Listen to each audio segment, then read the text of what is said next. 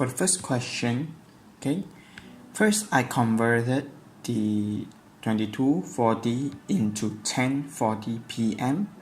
Okay, then I calculate from 10:40 p.m. to 12 midnight is the difference is 1 hour and 20 minutes, followed by 7:32 a.m. So midnight to 7:32 is 7 hours and 32 minutes. So simply add up these two things, then you get the end results of 8 hours and 52 minutes.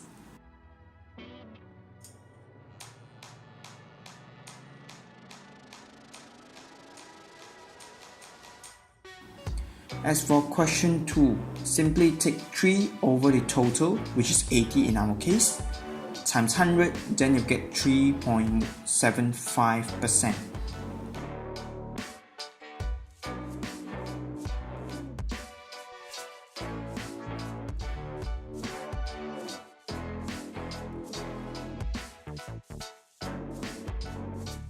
Question 3, all you need to do to change the numbers into ordinary numbers, okay, simply shift the decimals, okay, 3 times to the left hand side because it is to 10 to the power of -3.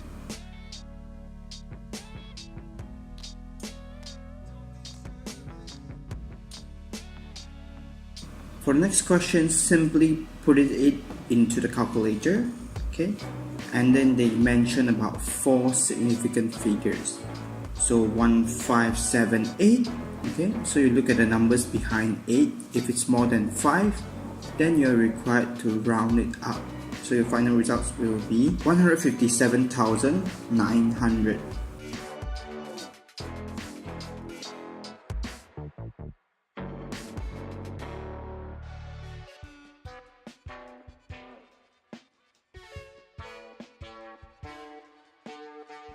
For question 5, for you to find the answer, simply take 2000 divide by 5.087. Okay, then you're required to round it down. Okay, your final answer will be 393.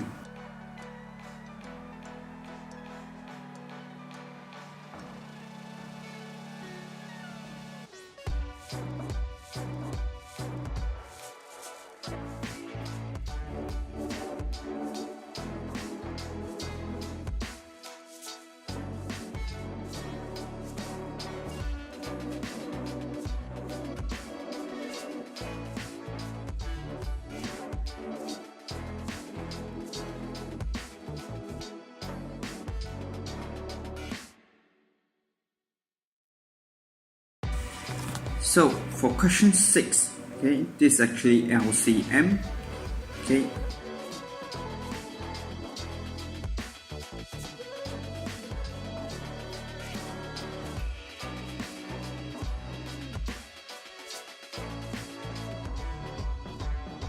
so all you need to do is take 4 square times 3 square, so the final results will actually be 144.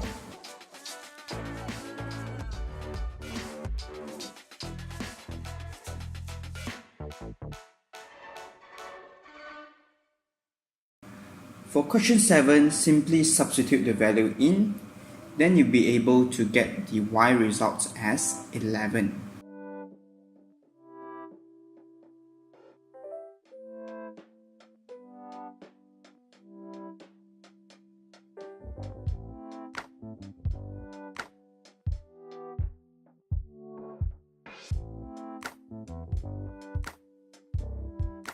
Whereby for question 8, simply takes y times p, then you shift off the unnecessary unknown here, which is q, to the other side, then you will get x equals to yp over q. Okay, so in the model answer, it is py over q, so the arrangement actually doesn't matter.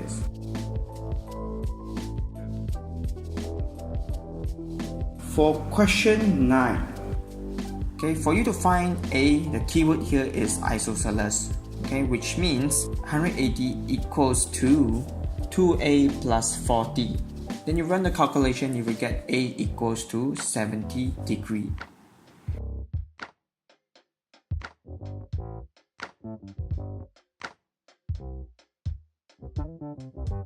whereby for B, this is actually followed by the 0. Okay, as mentioned in the question, AC is parallel to BD. So 40 equals to B. For question 10, okay, things to take note here is upper bound. Okay, and also one more thing, you need to check it is corrected to the nearest millimeter. So 1 cm equals to 10 millimeters and 1 millimeters equals to 0.1 cm. So you take 0.1 divided by 2, then you add them up. So per side length, when it is upper bound, it will be 9.45. So multiply this value by 3 because triangle has 3 sides.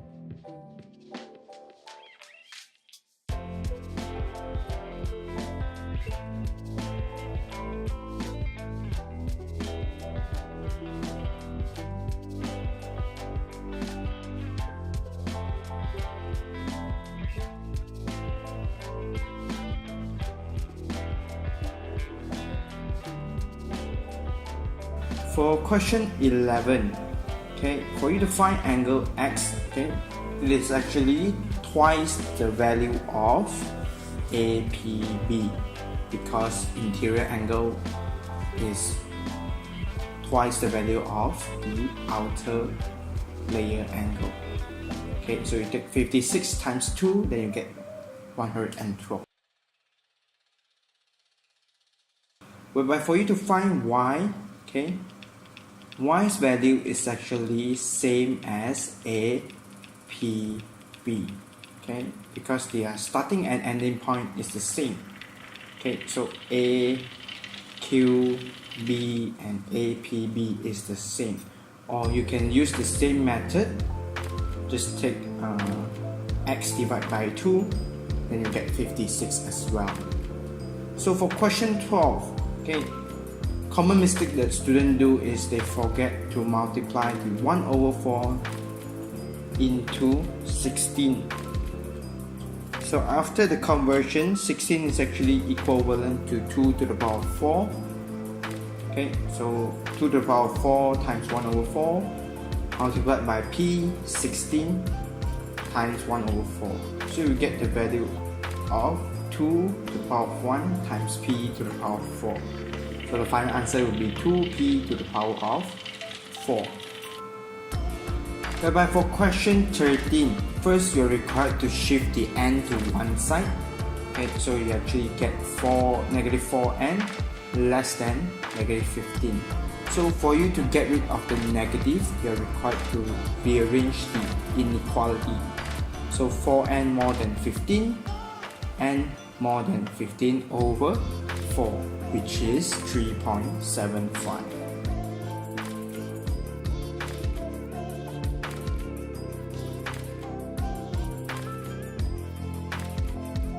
So for question 14, okay, the shaded region is nearer to C than to B.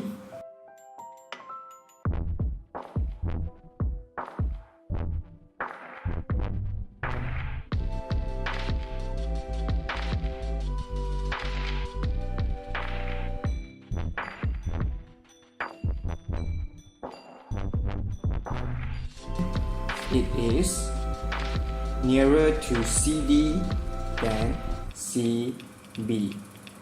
And one last thing, okay, which is it is more than 20 meters from point D.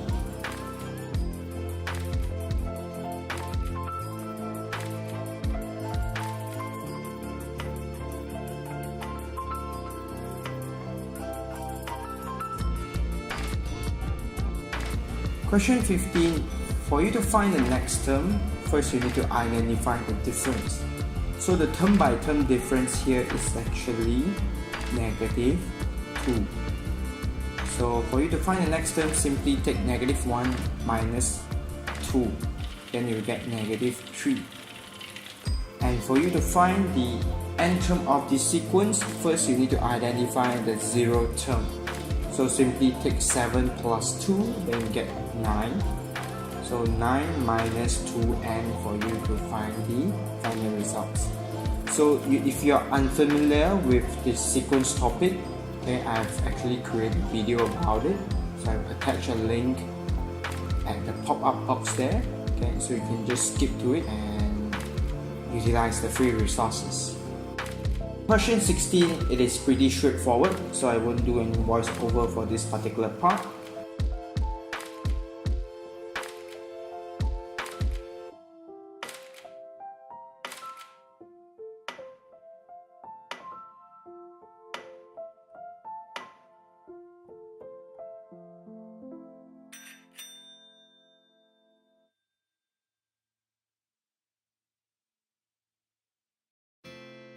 Whereby question 17, first you need to find the total interior angle. So if you don't know how many sides a hexagon has, if you read the question closely, okay, you identify that it is actually 6. So 6 minus 2 times 180, you get 720. And as mentioned, 5 of it is 115 degrees. So you take 720 minus 115 times 5.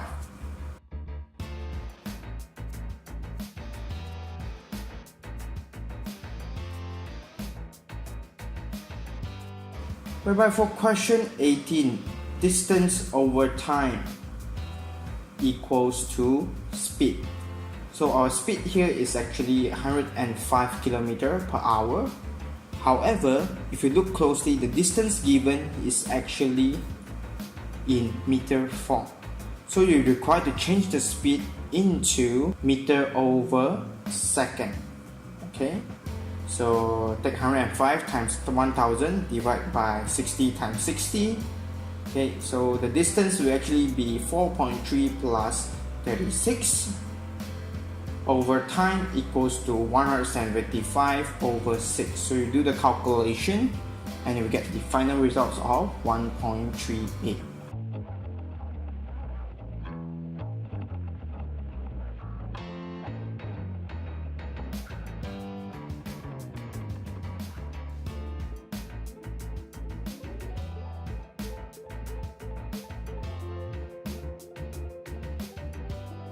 So for question 19, the easiest way to solve this question is actually look at the keyword win at least one match.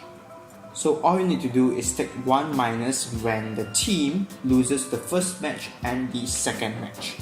So simply take 1 minus 2 over 3 times 1 over 4. So you get the final results of 5 over 6.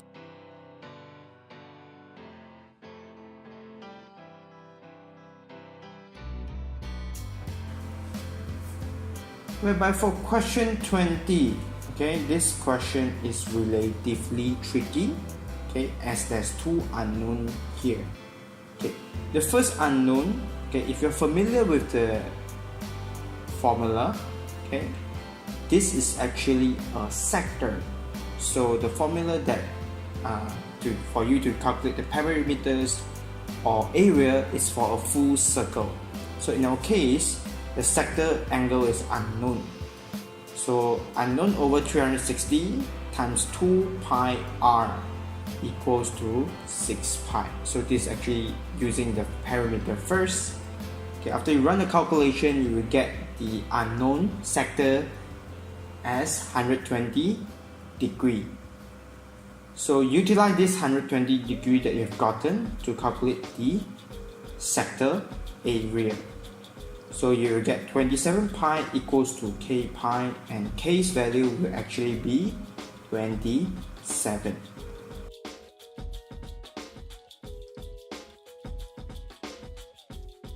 For question 21, y is directly proportional to positive square root of x. So you have the formula which goes by y equals to k square root x. Okay, then you simply substitute the value in. Okay, then you get k's value as 4. Okay, then it's time to answer the question, what's y value when x is 1 over 4? So 4 times 1 over 2 equals to 2.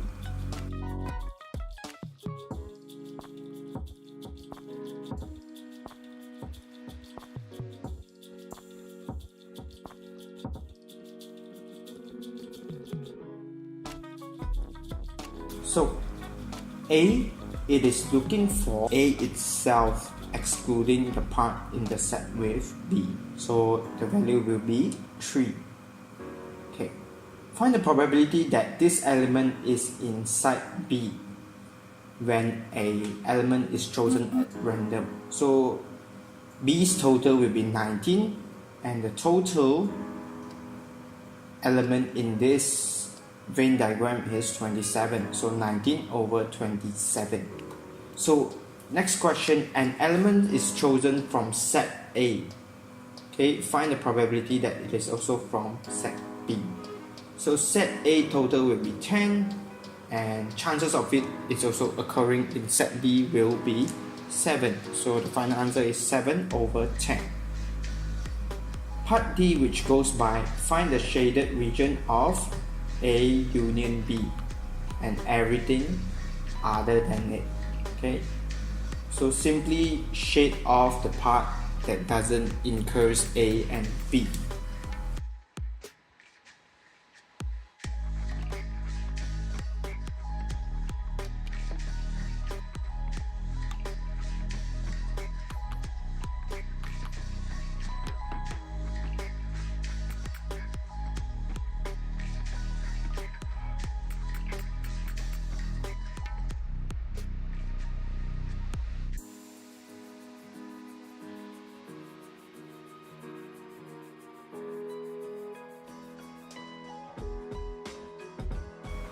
For question 23, okay, things to take note here is when you use the area of trapezium formula, it's actually DC plus AB divided by 2 times the height, which is DA in our case.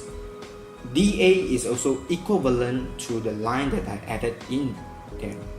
So you're required to use Pythagoras theorem to find the height of this trapezium in order for you to solve this question. You will notice that the base of this triangle that at the side is 4 and the hypotenuse of it is 8. Okay, so unknown squared plus 4 squared equals to 8 squared. So unknown will be 4 square root 3. So this 4 square root 3 value is actually the height of this trapezium. So the final answer will actually be 69.28.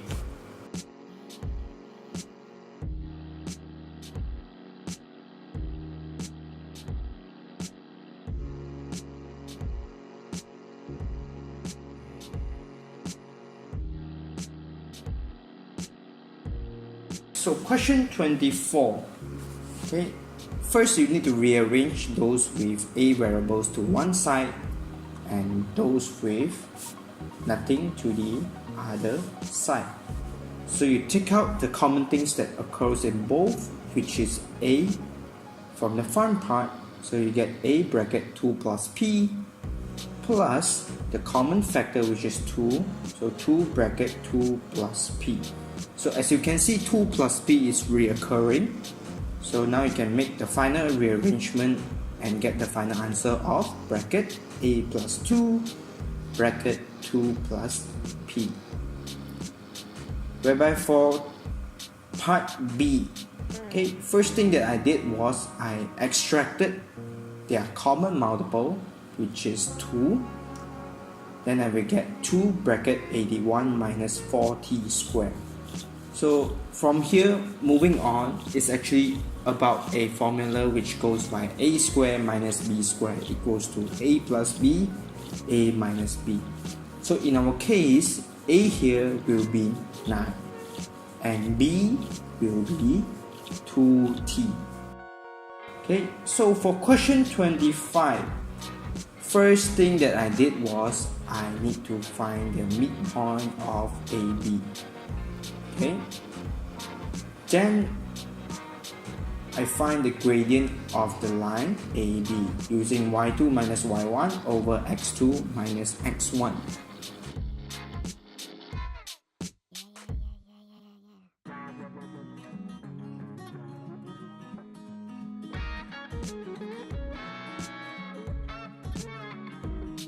Okay, so as the formulas goes, for you to find the gradient of perpendicular line, okay, simply take the gradient of original line times perpendicular equals to -1.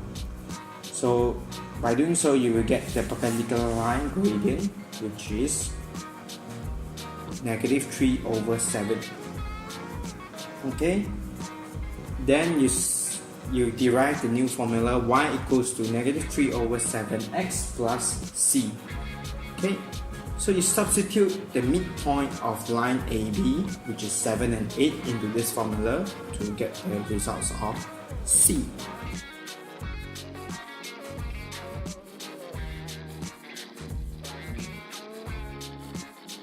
Question 26. Okay, for you to find the area of the triangle ABC, simply use half times AB times BC times sine ABC. So you will get the value of 20.08 cm square.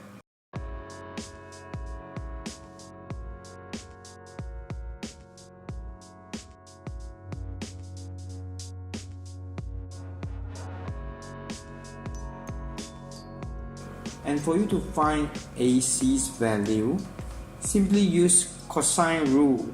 Okay, you run the calculation, then you get the final results of 5.86.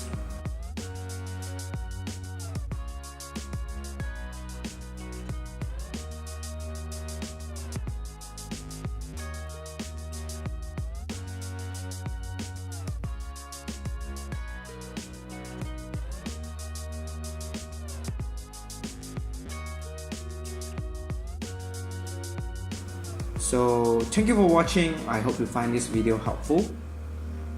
Okay, so if you notice any problem, feel free to comment down in the comment section and I will make a correction to it as soon as possible.